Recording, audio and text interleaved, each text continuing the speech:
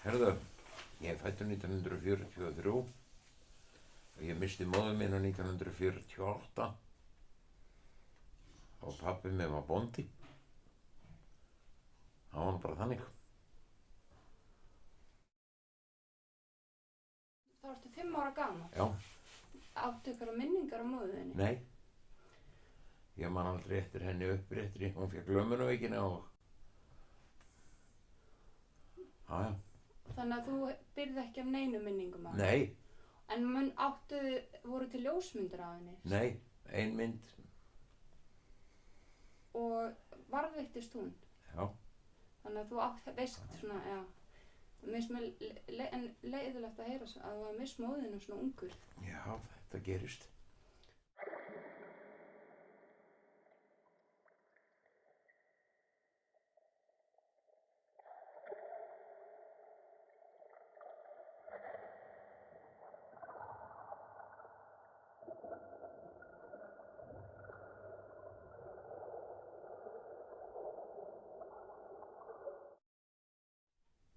Það hefur verið svo mikið talað karlmennsku í sambandi við hreysti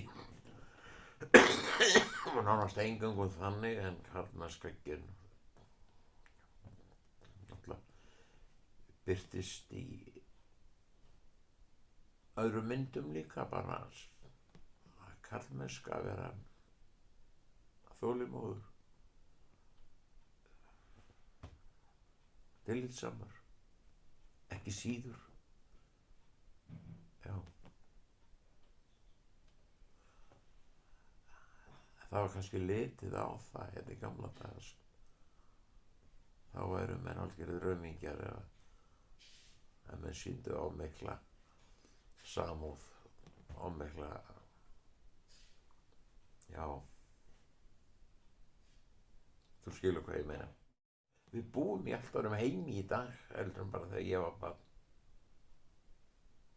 Við búum í allt öðrum heimi.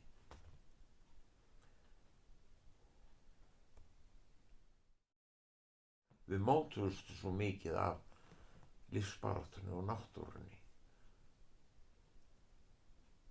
Það er öðruvísi í dag.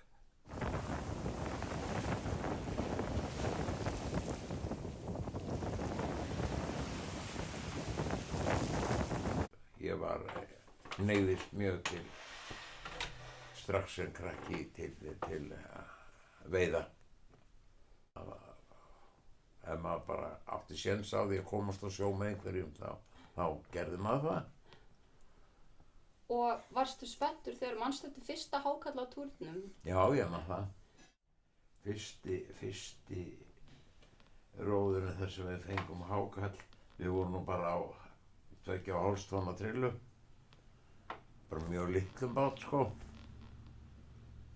Og það var, það var skaplega spennandi að sjá þessa stóru skepnu koma upp, jafnvel bátnum. Það var adrenalíni fór alveg áfullt hjá maður var náttúrulega hálfgerður krakki. Nei, ekki þá daga, þá var fermingarstimpillinn fullorðinn. Það var allir fullorðin sem búið var að ferma, þá fóru menn að sjá fyrir sig sjálfir. Það var bara þannig. Það var allt gert á höndum. Maður dró hákarlalínuna bara á höndunum og það var best, það var léttast að vitja hákarlalínuna ef það var dálítið þungur sjór. Þá strektist á henni þegar báturinn fór upp á ölduna, svo fór hann niður og þá slaknaði á, skilurðu. Þá þurfti maður að hafa tilfinningu fyrir því. Nú ekki mátti maður sleppa. Ef maður var sjóveikur og þurfti að æla, þá ældi maður bara, en maður mátti ekki sleppa línunni því þá húrraði allt út.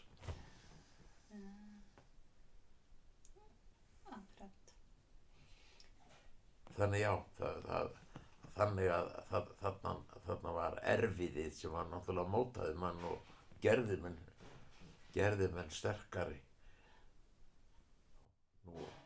Nú er allt unnið með vélum og spilum og það er engin átök. Þetta er allt annað líf, léttara og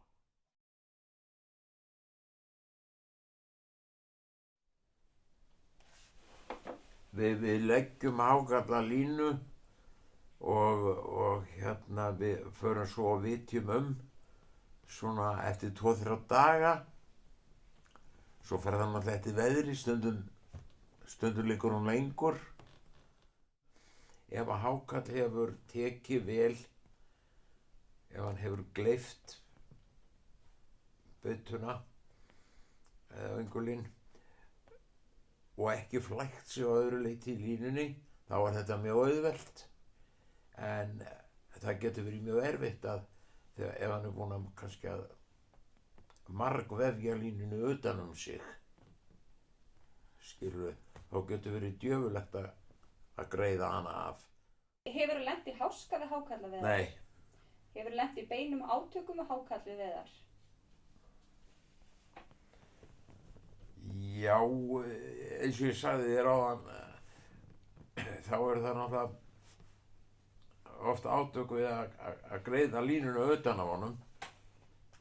Já, hann er stór, hann er þungur og vill kannski velta sér og snúa þá línuna, taka hann úr höndurvofunni og þá vefur hann henni aftur utan sig. En þarftu eitthvað hættulegt, ég meina upp á tanngarðin í honum og annað, er eitthvað hætt á? Það vogar sér enginn að fara með hendina upp í hákarl. Nei. Það fer enginn með hendina upp í lifandi hákarl, þá er hún af. Það er tiltölulega auðvelt að aflífa hann. Oft var maður bara með haglabyssu og setti eitt skot í hausinn á honum, en heilinn liggur svo framarlega í hausnum að ef maður sker bara vel framan af tótunni, eins og við orðum það, þá lendir maður aftur í heilann og þá er hann dauður. Til þess þarf maður að hafa dálítið stóran hníf. Hákarl er sýnd veiði en ekki gefin. Þannig að það er ekki nóg að veiða hann, sko. Svo þarf að verka hann. Það er töluvert langt ferli. Hákarl sem er veiddur að sumarlagi, það er ekki hægt að verka hann yfir sumarið vegna þess að hann myndi maðka. Það þarf að geyma hann í frosti fram á haustið, þá er flugutíminn í búinn. Þá er hann settur í kös í svona 40-50 daga eftir hvernig veðrið er, og þá er að hengja hann upp og þá er hægt að fara að borða hann eftir svona 2 mánuði. Veiddur alltaf á sömu miðunum? Nei, ekki var það nú alltaf. Ég mátti kannski mest 3 línur í sjó og þá var náttúrulega ein á uppáhaldsblettinum. Sem var? Hvar var hann? Já. Það náttúrulega segir maður alls ekki. Og þá komum mjög mikið við. Hvaða beitu notaðirðu? Eða hefurðu notað ekki nú? Þetta er náttúrulega bara algjört leyndarmál, sko. Algengast var að nota selspik og hnísuspik. Nánast eingöngu.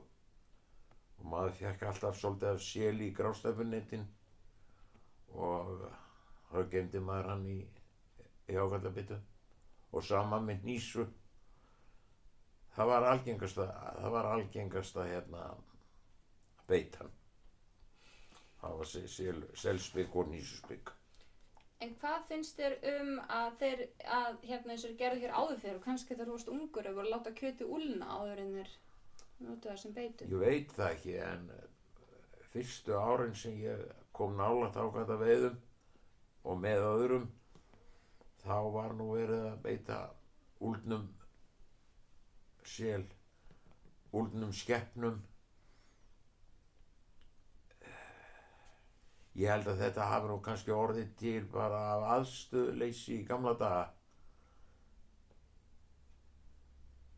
Og það var trúa eftir því sem að var verri lykt af beitunni, þá væri hún betri. Ég steinhætti strax að vera með úldin. Það var svo sóðalegt. Bátarnir voru útataðir í grút og maður sjálfur. En ég held að blóðlyktin virki. Er dæmi að hafa verið veitt hákarla sem sér stórlega á eftir átök við aðra hákarla eða háhyrninga? Já. Stundum alveg bráðónýtir vegna þess að aðrir hákarlar hafi verið búin að éta þá. Já, á önglinum þá. Já. Og hve algengt var það þegar þú komst að vitja og það var búið að aðrir voru búin að gæða sér á þeim sem voru? Já, það kom alltaf fyrir einstöku sinnum. Sko. Varstu einhvern tíma vitnaði eða svona sástu einhver læti? Já, ég varð vitni að því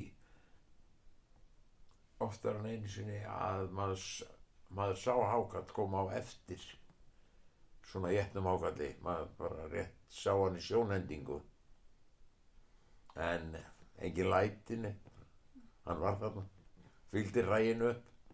Sérðu hvort þetta sé hrygni eða hængur sem þú ert að veiða þegar þú skerð hann upp? Ég sé það þegar við skerum hann upp því að í allflestum tilfellum þá ef það er kvennhákarl þá eru sko eggjastokkarnir auðsýnilegir. Það er röð af eggjum í þeim sko sem eru svona hnefastór. Já, tæplega það.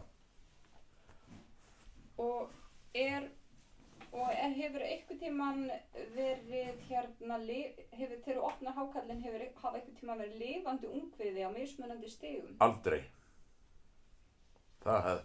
Ég bíð eftir því ennþá. Þannig að hann fæðir lifandi afkvæmi, já. Mér skilst það. Akkurat. En ég hef aldrei fengið fóstur í hákarli. Áður en þú hófst hákarlaveiðar, hafðir einhverja ímynd af hákarlinum í gegnum bókmenntir eða kvikmyndir? Nei. Og óttaðist hann einhverju leyti? Nei. Áður en þú hófst hákarlaveiðar, hafðir þú þekkingu á lifnaðarháttum hákarla? Nei. Voru menn eitthvað að spekulera með kenningar lifnaðarhætti hákarlsins með hliðsjón að hvar best var að veiða hann eða hvar tíma? Auðvitað voru menn með kenningar það hvar væri best að veiða hann. En að öðru leyti lifnaðarhætti hans, það vissi ég allavega ekki neitt.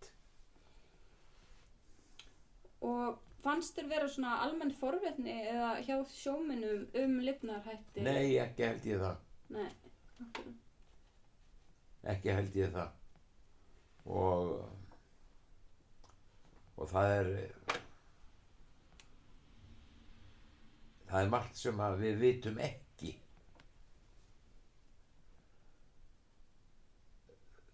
Ég hef mest fengið 7 tegundir af fiski úr einum hákarlsmaga og þar með lax. Já, ég veit ekki alveg hvað það segir okkur. Mjög áhugavert. Ég hef oft í þó nokkur skipti fengið nánast nýfædda selkópa upp úr hákarli sem segir mér að hann hlýtur að fara að ganga alveg upp að landinu sem er eitthvað sem að ég hef velt fyrir mér en aldrei hef ekki haft neina spurnir af öðru leyti. Mjög góð pæling það. En þegar maður fær litla selkópa upp úr hákarli og þeir eru alveg ómeltir, skinnið og lítið skemmt, þeir eru kannski í tvennu lagi, sko. Það segir mér að hann hlýtur að hafa farið alveg upp í land til að finna þessa bráð. Það hlýtur að vera.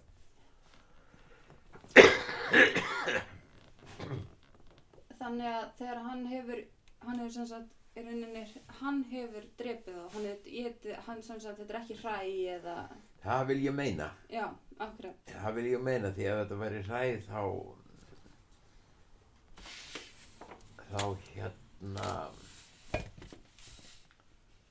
hefði það sést á hárbragðinu. Þetta var eitt skipti sem hún fekk slags. Er þetta eina skipti? Nei, ég held ég hafi séð hann 2 sinnum. Og hver stór var hann? Ég maður ekki 50-60 centimetrar og svoleiðis. Og var hann étinn í heilu lagi eða var búið? Heilu lagi.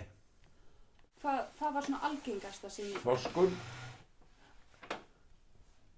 Þorskur og vísa og ufsi, koli, já, allar tegundir. Og var mikið í maðanum á hann? Það var stundum ekki neitt. Einu sinni fekk ég svona þorskarnetarhring upp úr hákalli og niðursuðudós í annað skipti. Og já, það hefur komið fyrir. En var einhver svona stemming þegar menn komum með hákarl, var eftir einhver stemming svona að bryggjunni, kom fólk? Já, elskan mín góða. Það var heilmikil stemming.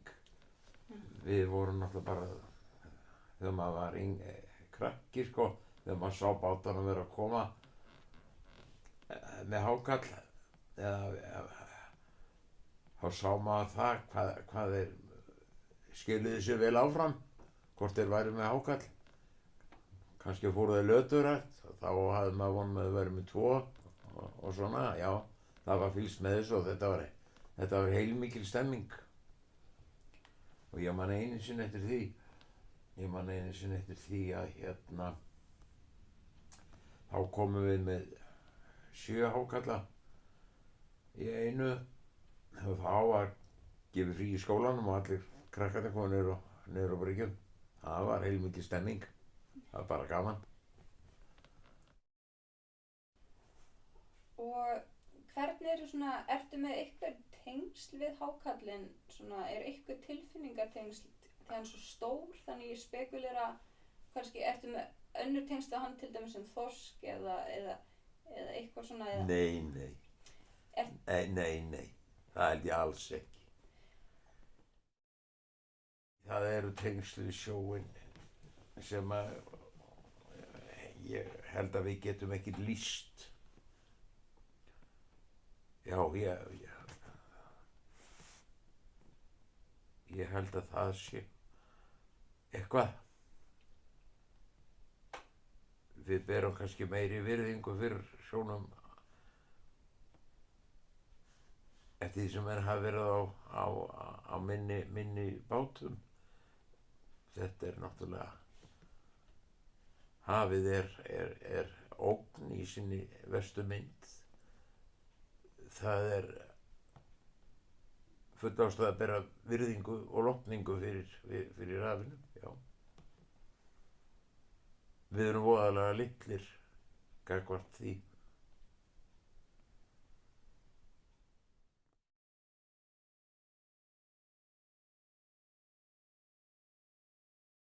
Þó með sjóskildir, það myndast alltaf einhver bönd á milli 2 manna sem eru að stunda veiðiskap. Jú, auðvitað verða menn ánir. Menn verða það. Gætirðu útskýrt það frekar? Nei. Þetta er rosalega áhugavert, þetta er mjög góður punktur. En það er eitthvað sem bara getur ekki lýst, það er eitthvað tengsl sem koma á. Já. Það er það og stundum lenda menn í óveðrum, menn lenda í hinu og þessu eins og gengur og það nýtir sterkari núta. Hefur þú lent í óveðrum? Og já. Gætirðu komið með eitthvað dæmi sögu af slíkri háskapur? Nei, við skulum ekkert vera að fara til það kemur hákarlaveiðin ekkert við. Nei. Soninn tekur svo við hákarlaveðunum og þú fer með honum áfram með það ekki eitthvað tíma. Jú, En í dag? nei.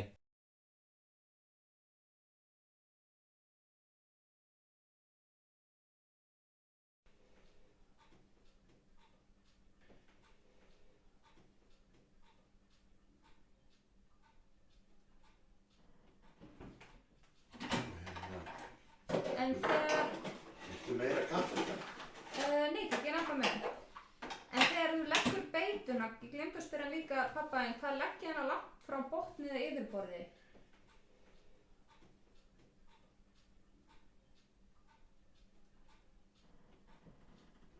Það gæti verið svona 5 faðmar, 3 til 5 faðmar, Frá botni? já. Hér í Vopnafirði hefur það nú alltaf verið, það var eins og togarasjómenn væru svona mestu karlmenni, ekki smábátasjómenn. Það voru eiginlega bara svona frekar óþjóðaliður, trillukallar og svo leiðis. Einn gaf þeim nú nafnið að það má nú ekki segja það eins. Hann talaði alltaf trilluhomma. Það var svona, og því haldið svolítið á lofti að við séum bara svona trilluhommar. En ég held að það hafi nú bara verið svona í góðlátlegu gríni. En Var það því þeir sóttu sjóinn þá í lengri tíma? já, togarasjómenn. Já, Já, en við erum alltaf heima á kvöldin. Þannig það er fjarveran sem mótar karlmenn? Já, það virtist vera, sko. Og hérna, jú, það þurfti náttúrulega að vera karlmenn á þessum togurum, sérstaklega síðu togurunum. En svo þegar þetta kemur til skottogaraöldin, auðvitað þetta svo sem engin karlmennska þannig.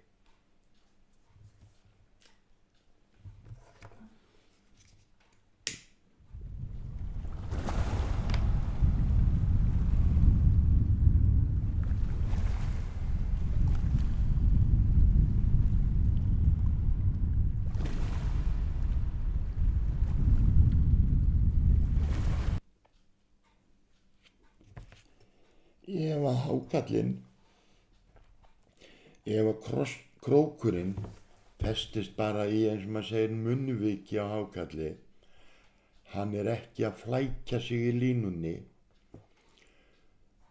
þá getur hann lifað ótrúlega lengi. Þegar hann kominn á krók og hann kominn í yfirborðið, það engin bægslagangur í honum. Þetta mjög rólegt dýr. Það eina sem erfitt við hann, að hann kannski að snúa sér, snúa upp á sig, fetta sig og bretta, svona í rólegheitum. Og hvað finnst þér, eitthvað sem þið finnst skemmtilegt að hákarlinn svona sem lífveru, eitthvað sem heillar þig? Já, bara stærðin. Sérð hann sem afvörð, þú hugsa hákarl, ertu að hugsa hann sem afvörð eða lífveru? Ég hugsa yfirleitt hann sem afurð. En óneitanlega spái maður líka í hann sem lífveru.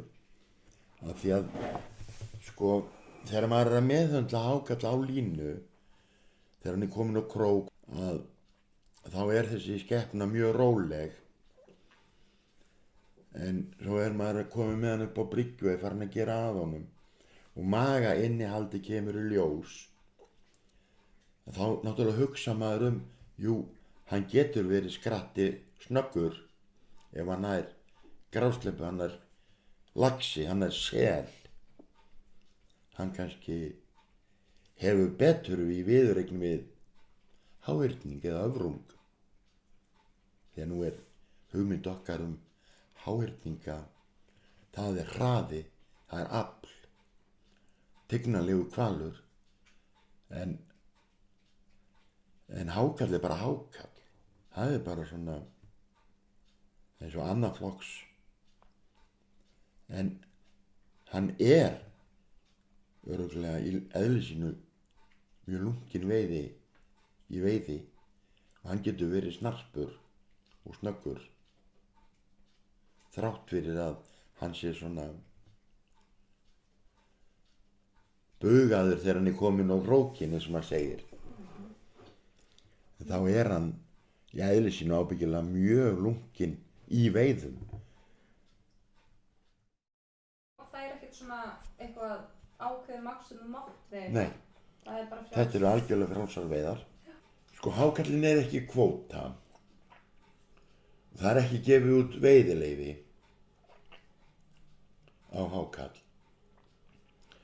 Svoleiðis að þú mátt bara veiða hákarl eða þér dettur það í hug.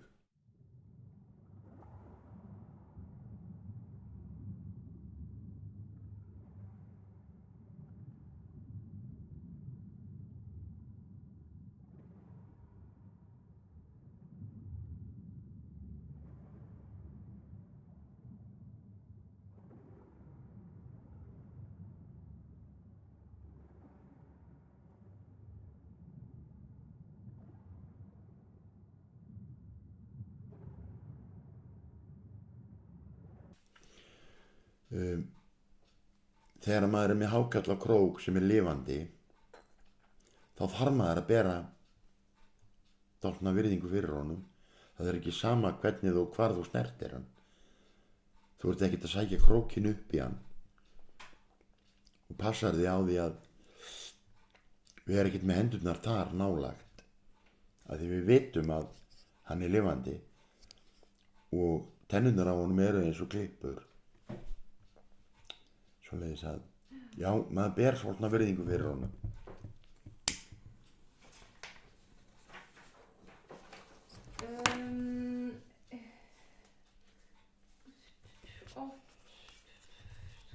Pabbi hann búinn að fara næst og þú án hann í magainihaldið.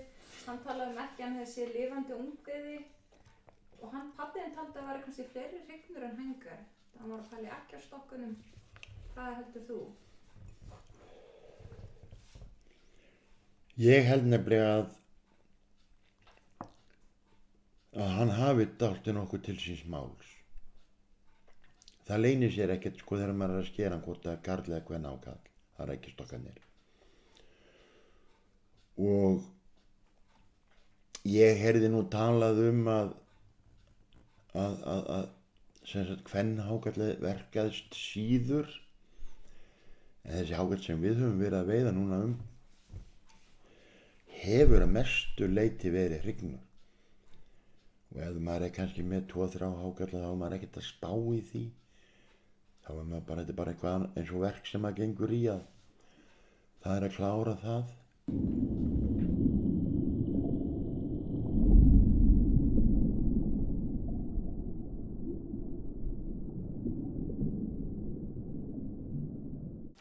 Það er eina sem er að tefja fyrir mér, það er heilsan.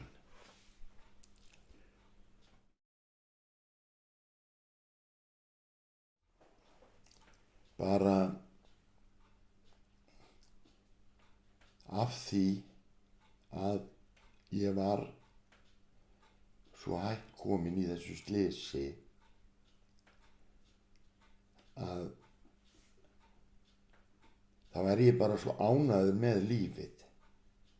Ég er svo ánægður með að fá að vera hérna. Ég er ánægður með að geta fyrst með börnunum mínum, barnabörnum, systkinum og foreldrum. Ég meina, ég fekk annað tækifæri.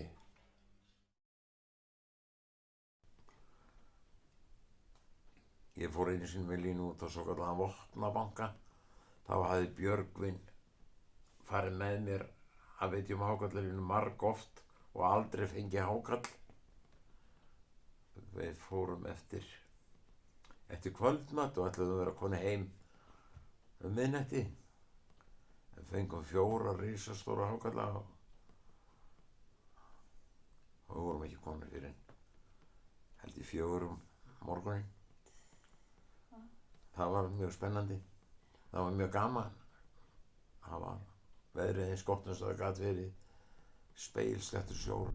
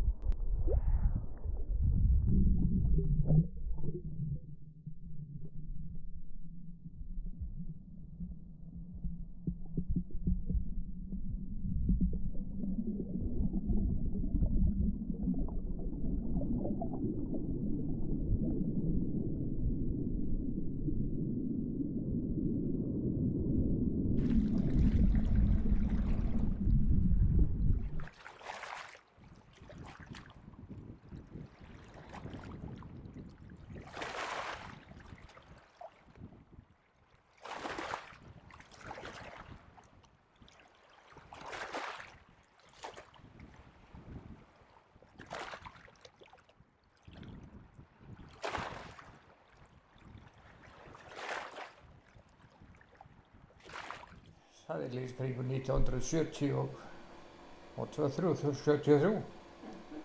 Þá fengum við fyrsta hákarlinn. Og svo bara hef ég verið alltaf annað slagið svona í þessu hverju ári.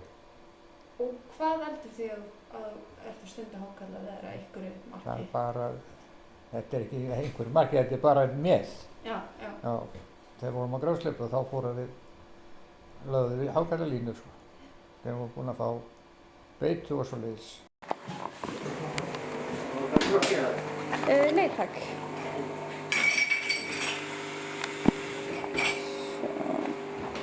Svona.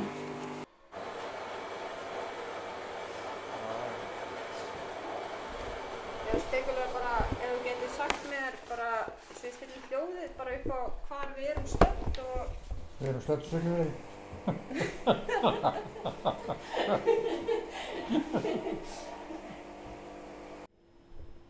Hann kemur alltaf upp á vorin og á vorin leggjum bara hákarlalínun. Bara fer svona hringi. Þegar mér er fastur á króknum sko. Þannig að hann fer... Hann bara syndir bara svona allavegna. Já. Er eitthvað læti? Nei. Og róleg dýr. Hefur ykkur hugmynd það hvað hákarlinn getur lifað lengi á króknum? Voru þeir yfirleitt dauðir eða lifandi? Nei, ég veist alltaf þess að það er ekki látið liggja það lengi sko. Já. Yfirleitt voru þeir alltaf lifandi. Ég fengi bara hákarla sem hafi verið étnir af línunni hjá mér. Já. Það kom kannski annar hákarl og biti kannski stykkið úr honum. Og venjulega býta þær kviðir á og taka lifrina. Þegar þú opnar hákarlinn, sérðu lifandi ungviði á mismunandi stigum? Já, það eru bara egg Já. í þeim. Ég veit ekki hvað þetta er. Þetta er alveg hellingur í þessu. Sérðu eitthvað mun á hvort þú ert að vera meiri hænga eða hrygnur? Nei, það er stundum, það er einhver viss tími finnst mér þegar það var að koma þessi eggjahákarlar. Manstu hvað tími það var? Nei, það var bara svona, seinna vorin svona. Já. Þannig að seinna vorin er Já, hvort það er í sumar, ég man það ekki hvernig það var. Það var þegar, það var alltaf sagt að það verið ekki hægt að verka þá eggjahákarlana. Það verið verra að verkuðust ekki. En það er vitleysa. Ég er búinn að verka marga svoleiðis. Hefur séð eitthvað óæti eins og járndrasl eða eitthvað? Já. Hvað hefur séð? Dósir og svoleiðis. Baunadósi, já. Við fengum nokkra laxa einu sinni eða í einum með 2 hákarlar. Er eitthvað komið hjá mér nema að segja eitthvað sem þú viljið bæta? Nei, þetta er orðið ágætt maður. Þá slekkja það að segja. Nú, ég ætla að kveða nokkrar gamlar hákarlavísur. Nú er sól í sjó gengin, sitt í ból fer hákarlinn. Snúðinn Ólaf eftir minn, upp á sólan vatnsvenginn. Þó ég sé maður mjór á kinn, hana ég við sláni. Að koma nú á krókinn minn, hjartastóri gráni.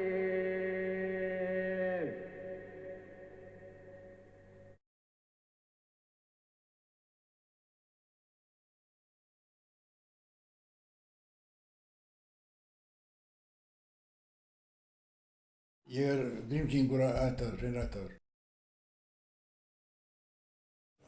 Pabbi var sjómaður bara. Ég var 10, 11, 12 ára, það voru ég alltaf út að sjó. Ég var líka með afa mínum, með honum. Hann kendi mér að þekkja öll miði við eigina. Svo þegar nýjut græjurnar komið á þurfti ég ekkert á þeim að halda nema bara.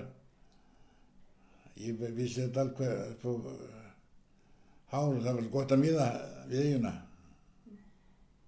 og landið. Svo þegar ég fekk dýftamælir í fyrsta bátum minn, þá var ég svo hissa að sjá hvað kallinn hafði vitað mikið þetta. Hann vissi ekki hvern einasta hóla allt í kringum eigina. Þeir voru búin að miða þetta allt út. Ég þekki öll miðan í einu. En þetta fer með mér. Það held ég. Þegar þú ferð af stað Já. í hákarlaveiðarnar, þurftir ekki að búa einhverju kunnáttu samt? Jú, við höfðum sögur bara af gömlu mönnunum, hvernig það var þessu. Og hvar komst yfir þær sögur? Já, afa mínum, Sigurbirni, sem ég sagði frá áðan. Já, akkurat. Afi hafði verið á hákarlaveiðum sko í gamla daga, það gekk volið illa hjá þeim. Þá fóru að bíða kannski 2 daga til að fara að taka. Þá álpast einn af öngul og þá fóru að draga leið sko. Þeir voru lögdust við fast og voru með öngul og héldu við svona héldu bara við og vita hvað hann tæki. Já. Svo fór hann eitthvað að glefsi þetta til langan tíma átt, til sólarhring kannski. Og þá fóru þeir að fá hann. Og þeir sátu bara þá? Já, ég sátu við þetta. Þeir voru við á opnum bátum bara með segl yfir eitthvað fram til þess að hlýja sér á einhvern prímus eða eitthvað. Það var í Grímsey kennari sem hét Sæmundur Dúason. Hann var hákarlaveiðum alltaf þegar hann var ungur maður. Þeir eru frá Fljótónum hann í Skagafirði, frá Haganesvík. Þeir voru lágu út í 3-4 daga. Og fyrst byrjuðu þeir með svona með kjött og hann var að narta í þetta hjá þeim í 2 sólarhringa, svo náðu þeir einum og þá skáru hann í bit og hendu hann út og þá fór hann að vaða í kringu bátinn og þá voru þeir með langan drep sem kölluð, það var sverð eða sko eins og sverð og svo langt skaft og þeir stunguð á hérna í mænun og drápuð á svoleiðis. Það var í aga hans að það verið voðalegt bardagi við að ná þess inn. Þá voru þeir bara að hýrða lifrina sko. Slepptu öllu, nema bara svona til að hýrða til að éta sko. Þeir hýrstu bara lifrina. Þetta var náttúrulega, þetta var besta ljósmeti sem þeir fengu. Þetta var notað í Kaupmannahöfn. Það voru hákarlarísir frá Íslandi. Á öllu lömpum þar.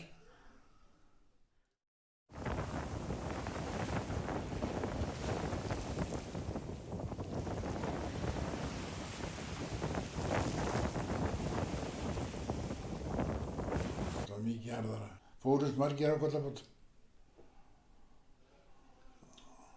Þetta var miklu hættulegur veiðar en aðrar. Já. Þeir voru konið svo langt út sko. Það var meiri von. Það voru svo lélegir bátar sem þeir voru með þarna í gamla daga. Því það þarf góðan bát til að veiða hákarl? Já. Af hverju? Já, það er bara, hann veiðist mest yfir veturinn. Það voru vond veður, þeir þurftu að fá góð veður. Þetta var bara dálítið langt frá eyjunum til þess að komast í hákarl. Og það var aðalega í stórstreymi, þegar það var stórstreymt. Þá reyndu þeir. Og ég gerði það líka þegar ég var að leggja lóðina. Þetta var lóð sem ég veit á. Ekki færi eins og þeir voru með. Og af hverju stórstreym? Af hverju er það betra? Bara þá var meiri straumur niður, sko, lyktin fer betur. Þá sækir hann í þetta. En af hverju er vetri til? Hann er meira þá, hann var vítið sumarið. Veistu af hverju það er? Ég held að sé bara niður, þetta er svo djúpsóa fiskur, hann er langt frá landi. Svo fór ég nú að gera bara út sjálfur, fekk mér trillu og þegar ég var 16 ára, fór að róa bara sjálfur. Og hvað var til þess að þú fórst að veiða hákarl? Það var bara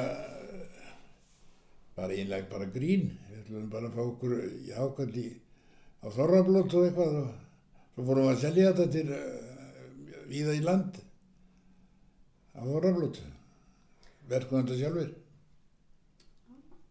Það þarf að kæsa hann við letum hann í grófum hólu í sjávarkampinn og grófum hann þar. Þar var hann látið liggja mánuð.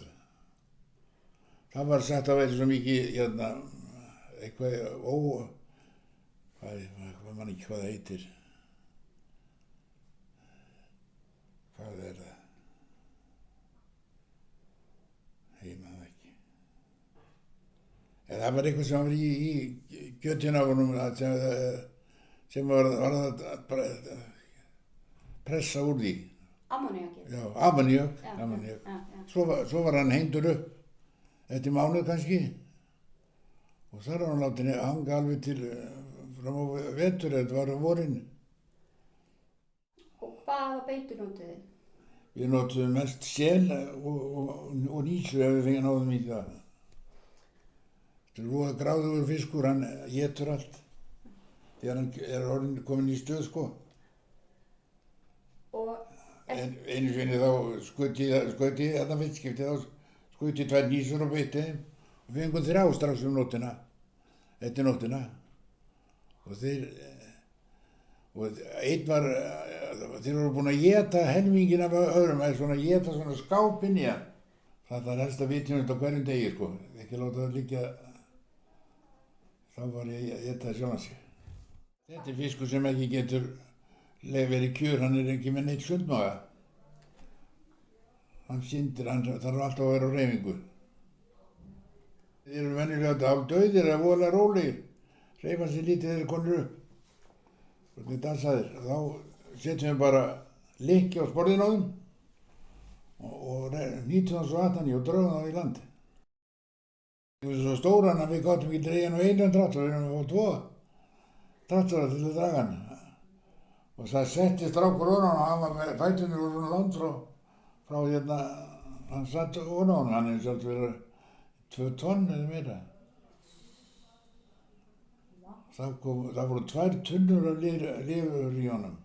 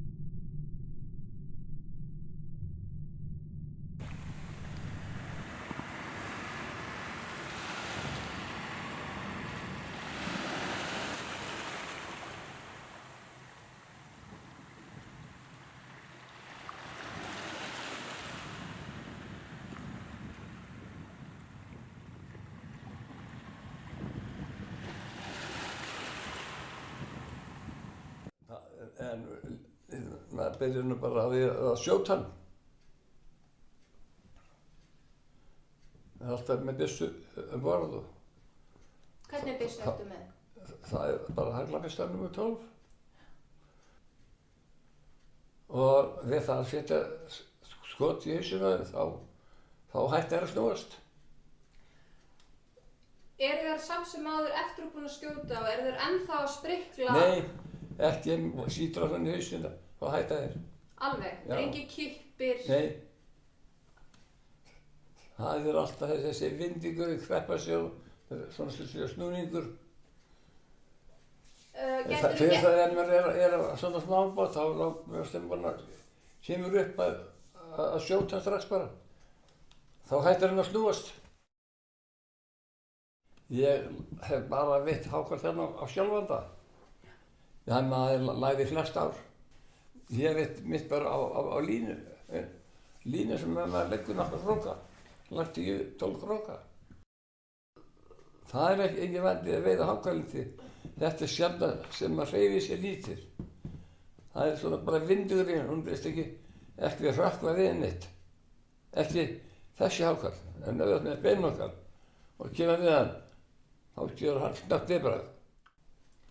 Þurftur þá að passa upp á þegar þú varst við veiðarnar að setja ekki höndun upp í kjaftina á hákarlinum? Nei, það gerir ekki. Ég geti kannski tekið að því hendina. Af hverju ákveður að fara að veiða hákarl? Hver var ástæðan? Það var bara að fá sér til matar. Hákarlinn er góður. Getur orðið það ef hann er vel kæstur og ekki lendir í hita. Hvað eru þeir stórir hákarlarnir yfirleitt sem þú ert búin að vera sem þú hefur veitt? Það er svona, það vænst á þeir og þá vænir hákarlarnir eru með svona hálfar og 2 tunnur. 2 tunnur, það er mikið kveðarhól. Hvað eru þeir langir? Þeir geta verið 14-16 fet.